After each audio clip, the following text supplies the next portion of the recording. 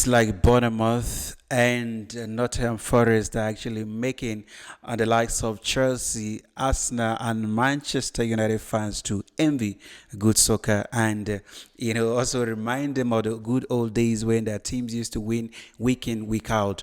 Bournemouth play this weekend against Nottingham Forest, and Nottingham Forest going into this game, they were 9 games unbeaten, staying in third position behind Arsenal on goal difference. But that changed over the weekend because playing against a Bournemouth side that they're doing very well, playing together as a team, it was a difficult task for Nottingham Forest. And also, it was a game that a lot of people were looking to see if indeed they are competent to compete in the top four and stay. But Bournemouth proved to be the ones that wanted it more. And who is then Justin Kluivert, who took the lead for Bournemouth, making sure that he continued with his form as well and to give his team an advantage over Nottingham Forest, the informed Nottingham Forest. And believe you me, it was a humiliating performance from Nottingham Forest as they were thrashed 5-0 by Bournemouth, the host side. A hat trick there from Guattara, making sure rather that they got the 3 point and they got it in style, and it was a very good performance from them. I enjoy these teams. I'm sure the likes of Chelsea will envy these guys with the way they're performing at the moment because they're playing very well as a team. And one thing I like so much about some of these teams that we consider them to be smaller teams is the fact that they attack together, they defend together, they are there for each other. There's no big name in the team. They always make sure that they work hard for each other. And that is one thing that the likes of Manchester United, Chelsea, and Arsenal, anyway, Arsenal is trying here and there, but, they're not being consistent for the past how many games now, so you can't really put them in that category, understanding the fact that they are also qualified for Champions League every year. So when you talk about teams that their ambition was just to stay in the Premier League, fighting now to qualify for European competition, it is indeed a good thing for the league and also for these smaller teams. All right, in another match also that took place in the English Premier League, talking about Arsenal, I criticized them because they dropped point the previous week, and coming into this game, they wanted to prove me wrong that they're actually a good side and they are willing to also compete in the top four, if not compete for the league. The league is as good as gone, in my view, because Liverpool staying on top with 6 points ahead of us now with a game in hand. I see them as a team that is actually going to win it. But is this soccer? Anything can change. It can change at any time, and you don't have to bet on anyone to win. But we just have to wait and see. But your performance now is the reason why some of us are beginning to speculate that you're going to win or you're not going to win. Anyway, let's go to Arsenal. Arsenal played against Wolverhampton, and it was a very a tough match for them, considering the fact that Wolverhampton is also a team that is fighting to stay in the English Premier League comes the next season. So they started very well. Arsenal were pressing. However, it was an advantage to Wolverhampton as Arsenal got a red card. It was a silly tackle for me. All the way from the 18-yard of Wolverhampton. I did not expect you to react in the way you did. Yes, you get a goal, and after the goal, you start again, and Arsenal stood the chance of winning. However, he got a red card, and it was an advantage to Wolverhampton to go ahead and punish Arsenal for that silly mistake. However, Wolverhampton also understanding the fact that these performances like this is one of the reasons why they are in the situation that they're in right now, because you can't be a man down. You have an advantage. You're playing 11 against 10. So why not just, utilize that opportunity and make sure that you get 3 points against Arsenal. At least you get a draw at home. These guys were so reckless to a point. João Gomez got a red card also, and making it 10 against 10. They just threw away the advantage.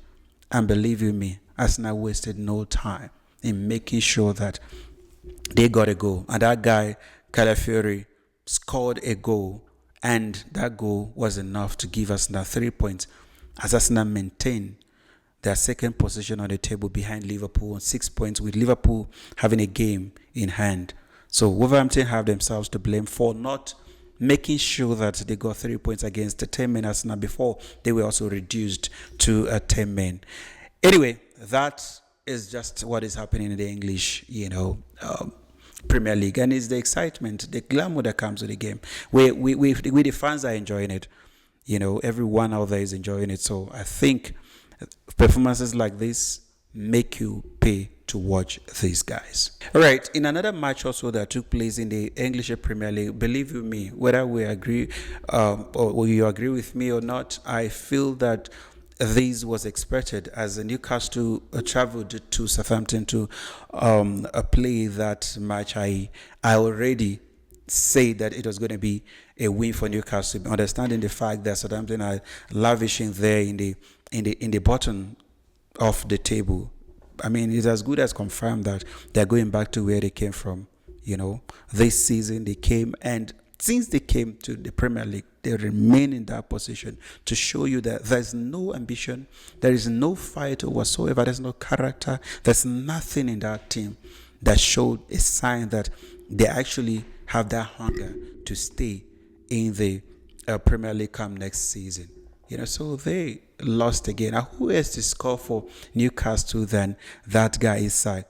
Alexander Isak, that guy is in form. Believe me, this is a player that a lot of teams, bigger teams are coming for, And for me, I'll be surprised to see him stay at Newcastle comes next season because his form is just unbelievable. He's doing incredibly well for the team. So I think come next season, this guy should leave Newcastle to play in a more formidable team, a team that he will be guaranteed to get at least a trophy because he's as good as winning trophies the way he's performing right now. So he scored 2 goals, against Southampton as Newcastle won that game 3-1. In another match also in the English Premier League, and each time I talk about this team, I get upset because Spurs are a team that, they started this league very well. Under this new coach, they were very good. A lot of people were expecting so much from this team. Harry Kane left, went to Bayern Munich, and the people started, there were speculations here and there that, this team is going to collapse at that point. But they proved that not to be right. They started winning games and, winning big games. They were accumulating points here and there. However, this team started to drop. Their form dropped drastically. And I don't know where the problem is coming from. I don't know. But tactically, it seems the guy is getting it wrong. And he is complaining that he played players that shouldn't have been there in the match. I mean, how do you make such a reckless statement as a coach?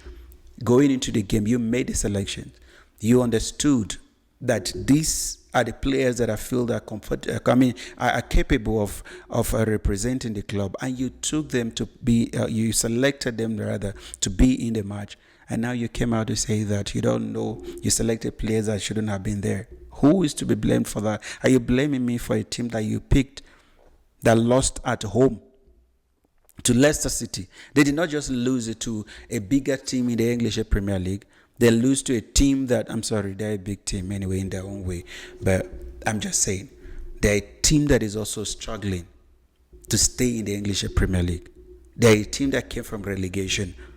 If anything, these 3 points, for me, were guaranteed. They were points that Spurs were supposed to take with the understanding the caliber of players that they have. But again, at home, they lost at home to Leicester City. I mean, if you don't win games like this, which game are you going to win? If these games that for me are supposed to be games that should be easy for you to win as a coach, as a team, and you don't win them, then do you think you're going to win against teams like Manchester United? You're going to win against teams like Arsenal, who are just picking form? Or you're going to win against teams like Chelsea if you cannot beat a Leicester City side? This is where your 3 points are guaranteed. But they threw that away anyway. And they lost at home. At White Hart Lane, they lost to Leicester City 2-1. In another match also that took place in the English Premier League, and I'm so sure that a lot of Manchester United fans, Manchester United performance this season has been up and down, So they win a game here. Once you start getting used to the fact that they've picked, they will drop again. So I don't think even their supporters will be excited with this result, because with the way the way they managed to win that game against Fulham 1-0 away. Anyway, the 3 points is 3 points. No, we don't care how you get it, but once you get 3 points, your team, your fans are excited, and also it kind of boosts the morale of the players, So I mean, Manchester United, are they coming back? I highly doubt, because the coach also, and the one thing also that most of these coaches are not learning. We've seen that with the likes of Jose Mourinho. We've seen that with the likes of Pep. We've seen that with so many other coaches that we come out publicly and criticize their players. And most of those players, at the end of the day, the whole team will just collapse. They will create that disunity in the team, because as a coach, you don't make some statements that you're not supposed to make when it comes to your players. You protect them no matter what. No matter how bad they are, you protect them. So this coach coming out to say that for him to play a player, he was referring to Rashford. For him to play a player that doesn't want to be there, he would rather play his 63-year-old mother. And this to me is an insult, considering the fact that this guy came through the ranks of Manchester United, from the youth team. In his own little way, he has given a lot to the club. So no matter what is going on behind closed doors, you coming publicly to make this statement, understand that there is a kind of a friendship that goes on among players. There are players in that team that are backing this guy. There are players in that team that are not going to be happy with you as a coach. When you come out publicly and you criticize a player of such caliber, believe you me, you're going to, in a way, disorganize the team that you're trying to build. You just came in. And there's also something that a lot of people, a lot of coaches don't. I'm sure they have an idea. They know better than I do. They have an idea of this. But the thing is that there are some players who you don't need them to be on the field in order for them to help you win matches. There are players that off the field, they are the best. They have the character. They have that motivation that a lot of players are looking for to do well in the league or in the team. They have such players in Manchester United. At some point, they had the likes of Phil Jones. They have those guys were not performing the way you expected them to perform. But according to the stories that came out from some of the players there, these guys helped a lot of young players or even new players that were joining the team to make sure that they were settled in and make sure that they understood then what it entails to play for Manchester United. And in every team, you have such players. It's not every player is going to be playing. The likes of Alex Ferguson that were so wise to a point of saying that they want the likes of Eric Jemba in their team. Jemba, everyone will agree with me that he was not too fantastic as a player, but he won with Manchester United because he provided something to that team. So you had such players. Every team at some point will have them. You have those players that a lot of fans might not like them. But you understand that their leadership qualities is actually one of the reasons why some of the coaches will allow them to be in the team in order for them to provide that to the team that they are trying to build and create that conducive atmosphere for the younger players and new players also who are coming and trying to adapt to this system. So Manchester United won that game, and we can only hope, because like I said on this show last week, that 3 points is like a prayer point now to a lot of Manchester United fans and the coach as well. So they got that 3 points. So I hope they will build on this performance moving forward and make sure that they get quality and positive results that will help take them further the table. All right, that is it for the Manchester United. And after this short break, we're going to be talking about some of the stories. Stay tuned.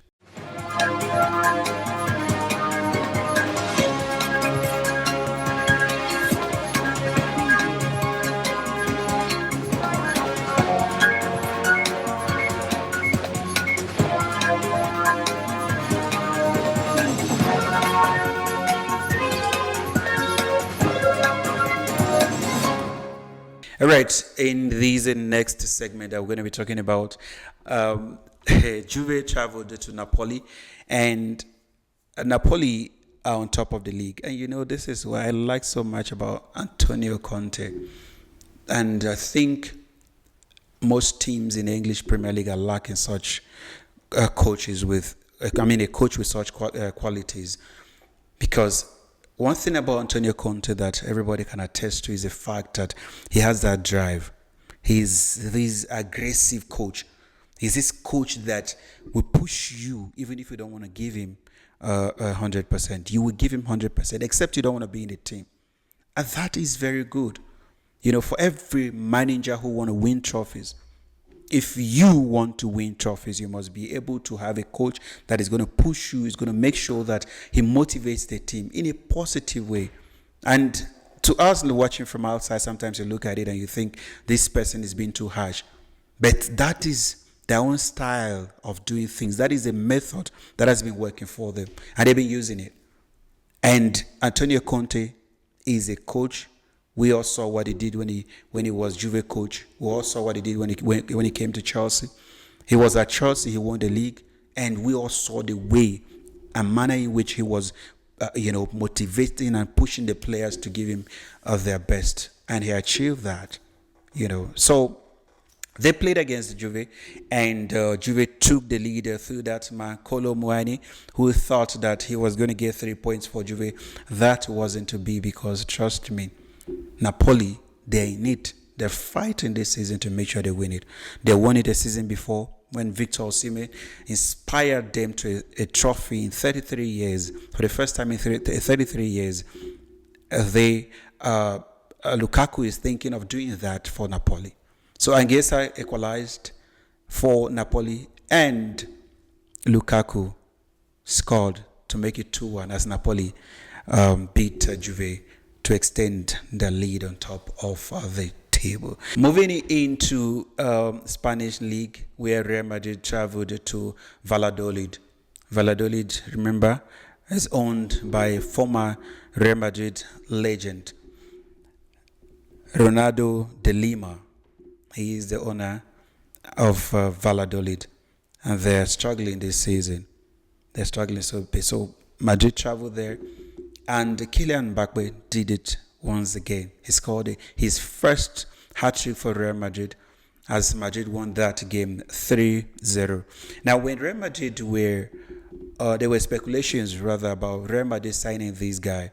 I was highly against it, and I was against it because I wanted Madrid to sign players that will come in and continue to build that family. We continue not a player who will not come in and create division amongst the players. And I saw Mbappe as a player that is going to do that, because in PSG he did that, and in French national team he did that as well. So coming to Real Madrid, I was like, no, this guy Madrid shouldn't have gone for this guy, because he's going to come in, his ego here and there. He's a quality player, no doubt. But I had just his behavior is something that I had issues with. However, Madrid knew what they were doing better than I, sitting outside. So they signed him, and so far he's proving that he is a quality player, and also the maturity that is coming with him and his game is something that I am excited about. He said after the game that he doesn't really care about personal achievement. His aim is to make sure he wins a lot of trophies with Real Madrid, and also help Rodrigo and help Vinicius also, score goals for the team. And I like that very much about him, because that is a mindset that I was fighting that he don't have. I was fighting that he didn't have that mindset. However, he's proving me wrong, and I'm so excited for him that he's scoring 14 goals. 14 goals in La Liga is not a joke. He's doing very well, and I can only say that we are going to see more of this guy in La Liga, and hopefully he'll win the league with Real Madrid and also win the Champions League, because that is Madrid's birthright to win the Champions League every year. So chances are that he might just end up winning that with Real Madrid. In Bundesliga, Bayern Munich traveled to Freiburg, and it was a rather difficult but easy one for Bayern Munich, because they are determined to win the league. They lost it last season against Bayer Leverkusen, and this season they want to make sure they win it. So they won that game 2-1, and it was a very good match for them. That guy Company, who is a coach of Bayern Munich, is making sure that he win his first league as a coach, and a young good coach who a lot of people thought he failed at Burnley. But going to Bayern Munich, he is going to build his profile there and make sure that he win trophies in order for other teams to also come for him if indeed he wants to leave Bayern Munich at some point in his career, and also to help Harry Kane win his first league. That would be a great achievement for Bayern Munich. They won that game 2-1 as Bayer Leverkusen dropped points. So Munich now they extended lead on top of the table to 6 points now. So hopefully they will be praying and also working hard that Bayer Leverkusen drop more points as they continue to extend their lead on top of the table and work towards winning Bundesliga. All right, in our next match that we're going to be talking about is Liverpool. Liverpool played against Ipswich, and I mean, it's really not a match that you expect a lot to come out from. We only expected one result, and it went the way we expected it, because Liverpool are a good side. They're on top of the league. They're fighting so hard to make sure they win the league this season. So there's been a lot of conversations around the coach of Liverpool, and the conversation is about this coach coming in, inheriting a rich squad. So there's nothing really to prove that he's a good coach. And I sort of disagree with that, because you can inherit a quality team and at the end of the day still mess it up. Yes, if you're not a good coach, if tactically you are not sound as a coach, you can inherit a squad that is good with the likes of Messi and all that. And if you are not good, believe you me, you will not win anything and you will not do anything. So yes, we can give credit to a club for building a solid team that another coach will come and take and start winning with. That is a good thing. However, this coach also came with his own ideas. He implemented his ideas. So there are a few things here. It's for you to bring your ideas. It's for the players to buy into your ideas, and run with it. And that is why you see a lot of teams struggle, because sometimes the coach is trying to implement his ideas and the players are not buying into it. And that can actually bring, sort of a discomfort in the team. And you see some teams that will have good players and will start losing games and will be dropping points here and there. You don't believe me? You need to ask Jose Mourinho. You need to ask the likes of Pep. You need to ask the likes of Antonio Conte.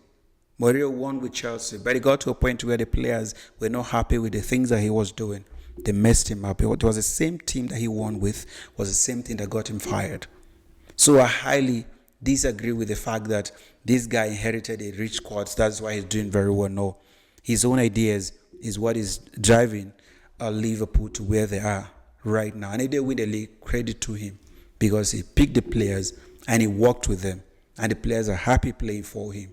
That it's something that a lot of us should be excited about. And he's doing very well. He won that game 4-1 against Ipswich, and they maintained their lead against Arsenal to 6 points with a game in hand. All right, now we're going to be talking about the last match in the show for today, and that is a match between Chelsea and Manchester City. Chelsea traveled to Manchester City, and they lost that game 3-1. Prior to that game, there was an interview, a press conference where Chelsea coach was asked about the performance of the team and all that, and talking about coaches making reckless statements. I understand. According to him, it is stipulated in the contract that he's going to build a team in 2 years, take Chelsea to Champions League, and start competing for every trophy. However, if you as a coach, you get into a team, you were given a contract. Now the conditionalities that comes with you being there as a coach, highly understandable. Do you now, when you start winning matches, do you now start becoming this complacent because you feel like I was only told that in 2 years is when I'm going to start winning, I'm going to start competing. Do you now relax, or do you now start building on those wins and make sure that you can actually exceed the expectation of your contract? But the coach, he's so comfortable in saying that in his contract, 2 years is when he should build a team, and then he started. But this player started doing very well. And for me, his attitude is just something that I'm grappling with. You know, he comes out, and when they ask him, when he was like second on the table, and they ask him, he say, they are not ready for the league. What are you doing? What are you doing to the squad? What are you doing? You are the one who's supposed to be motivating the players, saying to the players that yes, we can win it. If you are second on the table, for God's sake, you are behind Liverpool, and your players are doing well, and the team is accumulating points. So when questions are coming from the press about you thinking if you are actually in the title race, it's for you to say to them, yes, you are there. That is what every team is. But this coach will say, no, they are not ready. They are not ready. So yeah, they are not showing you that indeed, your team is not ready. And his attitude, I mean, this guy is killing me every day. Every now and then, when Chelsea is dropping points, when Sanchez is making silly mistakes, when Jackson cannot even control the ball, when Jackson is, God, and he will come out and say some of the most, I don't know, I just don't know what to say anymore. But his coach, I don't see him staying even for 2 years in Chelsea, except now that we have, Chelsea have the owner that has two, I don't even know what to call them, because I don't even think they watch Chelsea games. These Americans, I don't think they watch Chelsea's game. I don't even know they think they're into soccer. I don't know, maybe they thought they were coming to buy a basketball team, I don't know. But right now they're just messing up, because this is not the culture that Abramovich came with to Chelsea. He came with a winning culture. A culture of, if you don't win this year, you are out. A culture of giving you a mandate. This is what you need to do. And if you don't do it at so period, you're out. You are giving this man to, okay, guys, let's look at it. This guy inherited a team, right? The Chelsea team, some of the players in this team won Champions League in 2021. They won Champions League. So when you have such quality players with experience, players that understand what it entails to win for a team like Chelsea, you don't just discard them. I understand you want to build your own team. You want to bring in your players and build your own team that you will start competing. But there are players also that you need their support in order for you to attain that height. He came the first in the likes of Ben Chilwell. And look at how instrumental Ben Chilwell was in the 2021 Chelsea Champions League winning team. Look at how those guys were. Look at Chalobah now. He has to go call Chalobah to come back. These are the players that he got rid of. These are the players that he banished to the under 21 to be training with under 21. And he said he doesn't need them. You don't have useless players who cannot actually give you what you're looking for in a team. But you're so comfortable to say that the contract given to you was that after 2 years, even when the players were doing very well, all they needed was your own support as a coach. Because you are the head of that team. You are the one who will come out and say, yes, we're in it to win it. We're competing for every trophy. We want to win it. But you say no. Every now and then you ask me a question, Sanchez know that he made a mistake. Sanchez did. What are you saying, sir? What are you saying? Sanchez made 5 mistakes leading to goals. 5. 1, 2, 3, 4, 5 mistakes leading to goals. What do? You kept faith with Sanchez. And you say that, no, at this moment Sanchez knows that he's making a mistake. You know, the reason why he will remain a championship coach, a coach that will be coaching in the championship and not in big teams, or they'll be calling you to come and build useless teams, is because of this kind of mindset. Jose Mourinho will never say it. Jose Mourinho landed in England in his first season. And his first interview was that I have won every. I think I am the special one. I'm the special one. The media were against him. He proved it. And any player that he saw then that was not a good enough, he said to the owner, This is the condition. In 3 years, the first 2 years, I'm going to give you the English Premier League. Now, why didn't Jose Mourinho say that? You said in the contract, it was stipulated in the contract that I will only give you Premier League in the first 2 years. He won it back to back in his first 2 seasons in Chelsea. He won it back to back. Chelsea won the Premier League for the first time in 50 years under Jose Mourinho when he came in. There was nothing like, no, I'm going to build wherever. You just identify the loopholes and you fill them up. Where are you lacking? Is it in the defense, in the goalkeeping, in the attacking, in the midfield, wherever? What do you think is the problem of this team? Identify, fix, and rectify the mistakes of the past and win trophies and compete. And stop telling us that you have 5 years, you have 3 years in order for you to build a team that will start competing. Are you not sad that you're managing a team that is known for winning trophies in recent years, and now they are not winning? And you actually are supposed to be the one who will take them back to the winning ways, but you're saying, no, we are not ready. So every now and then we lose a game. The coach is so relaxed to a point where he will act like he doesn't care, But you are supposed to be the coach who will be sort of be very harsh on the players, Why are you having? There's no way on earth you're going to win anything with Jackson as your striker. The guy is just not ready. He's not good enough. If with the likes of Didier Drogba, Abramovich can still buy the likes of Fernando Torres, can still buy the likes of Kezma in those days. Crespo was there. Shevchenko, those players were there. Those are the players that were competing for that position. Now you're bringing somebody like Jackson. And then when you substitute Jackson get angry and you don't do anything about it. There's no telling him that you are actually the coach. So I feel like you don't have the balls to coach Chelsea. That is just the fact. You don't have the balls to coach. How do you went to Manchester City, you got an advantage, early advantage. You took the lead and you lost it. And what do? You came out smiling, acting like you got everything figured out.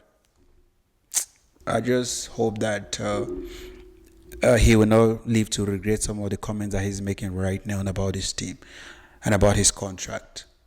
And he should be mindful of some of the things that he's saying to the fans, because the fans are getting tired of the team performing this way.